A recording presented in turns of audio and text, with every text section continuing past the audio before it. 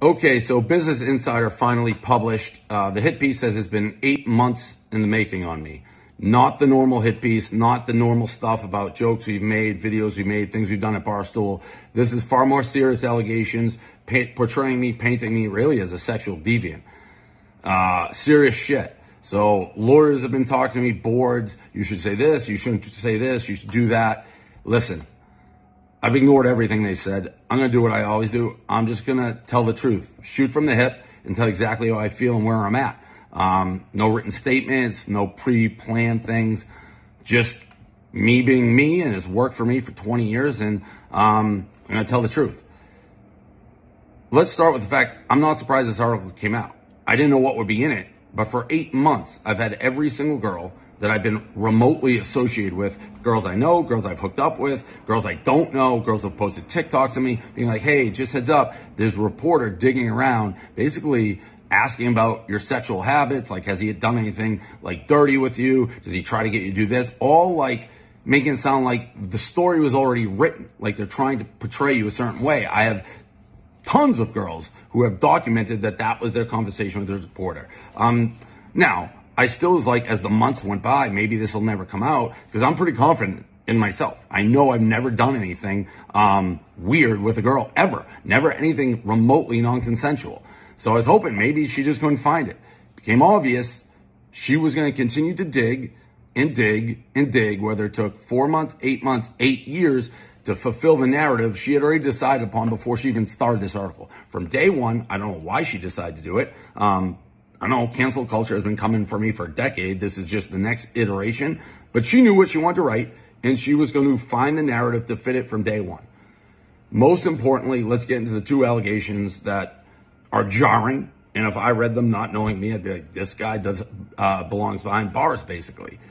The first allegation basically is a girl who came to my house in Nantucket last July, like a year and a half ago, and is saying that we had sex. It was so rough. She was screaming, crying, pain, stop, stop. She recalls.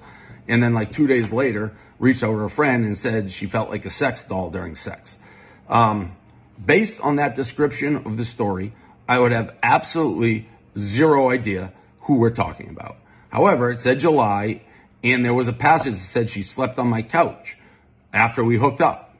That part, the couch part, and knowing when it was, there's only one girl that I could ever recall who slept on the couch and not with me after we had talked for a month and a half online, and I liked her. I thought she was very attractive, pretty, stunning, engaging girl, so that's why she came.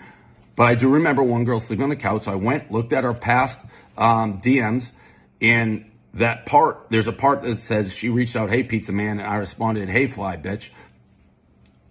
I would have never recognized that, a hey fly bitch. Like, I don't say that. She was wearing a hey fly bitch shirt or a fly bitch shirt when she first DM'd me, and that's how I responded. Whatever. So that's how I was able to figure out who the girl was, the couch part of it. I can say this unequivocally.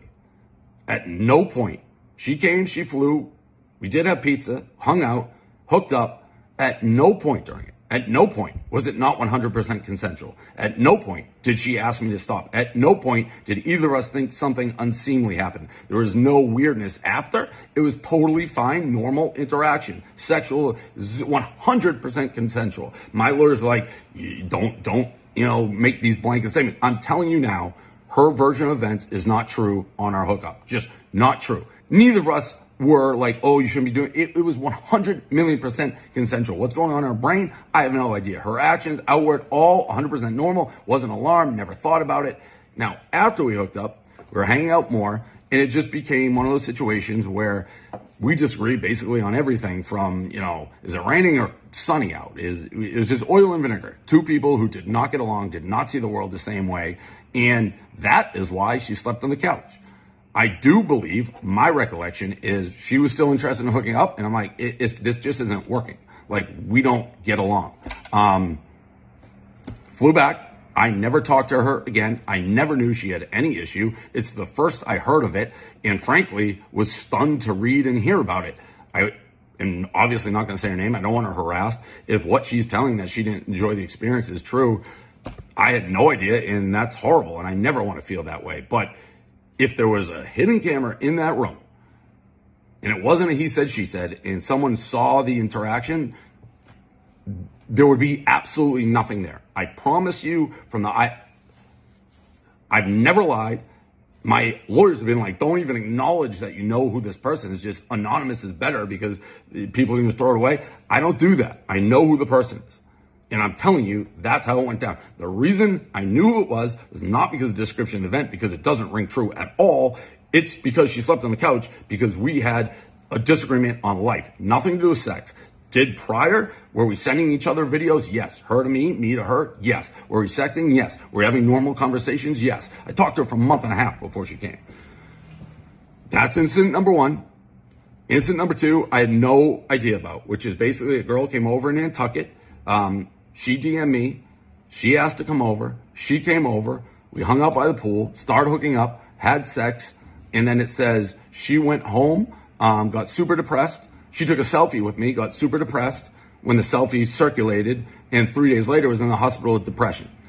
The mother of this girl apparently called the Nantucket cops. I have never, ever been contacted by any authorities, nobody, nothing, ever, never hints, whispers, nothing, because I've never done anything that's remotely, not consensual. I haven't.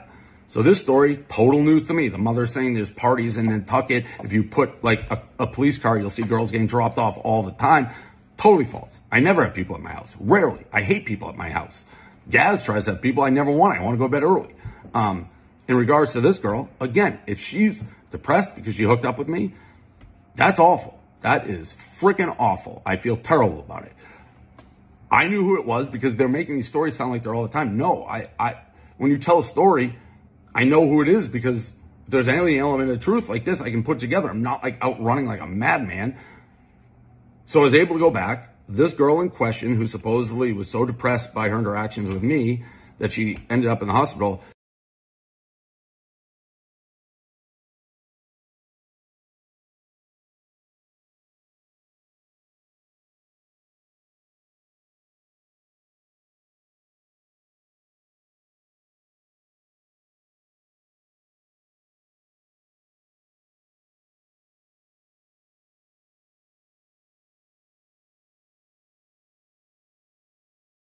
After we had sex in the afternoon, she went home.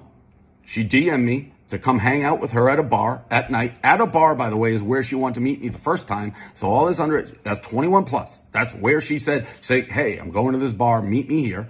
To me, that's pretty black and white. That, again, it's such a strange area to be because it's a sensitive issue and these allegations are horrific. But they're saying she was so depressed by me, suicidal almost. But she was continually hitting me up to hang out. And it was the mother who found the DMs. Maybe she's a shit. I don't know. It's just, I'm telling you the truth. For 8 months, those are the two accusations, sexual nature, that were dug up against me. The first one, I'll never be able to prove my side of the story, ever. The he said, she said. I swear to God on my life, I'm telling the truth. The second one, at least I have something to back it up. I don't know what else to do. This reporter had an agenda from day one, from the second she picked up paper. Took her 8 months. I've been mostly single till recently for the past 5 years. Well known, target on my back. People fucking hate me, whether it's because I interviewed Trump or I go on Tucker Carlson. The woke cancel culture wants to cancel me. This is the next escalation. And they're like, oh, he wrote a rape joke in 2010, which I wouldn't do now. He made a video at a porn convention. He must be a rapist. And let's just dig up every rock. And I'm scared now. I'm scared because they're asking for more. It's like they're asking the internet, tell us bad stories about Dave Portnoy. Well, guess what? A lot of fucking people hate me. I guarantee this, they'll never be able to prove anything. Nothing, because nothing's ever happened. But I can't stop it. He said, she said. So yeah, it's fucking scary and it sucks. And it's sad that's the world we live in. This isn't a court of law where it's innocent until proven guilty. No charges ever have been filed. Probably won't unless I'm provoking right now. But there's no way to do it because I've never done anything. But with media and Business Insider, which doesn't give a fuck about destroying lives or who they're affecting right now or the reputation, it's guilty until proven innocent.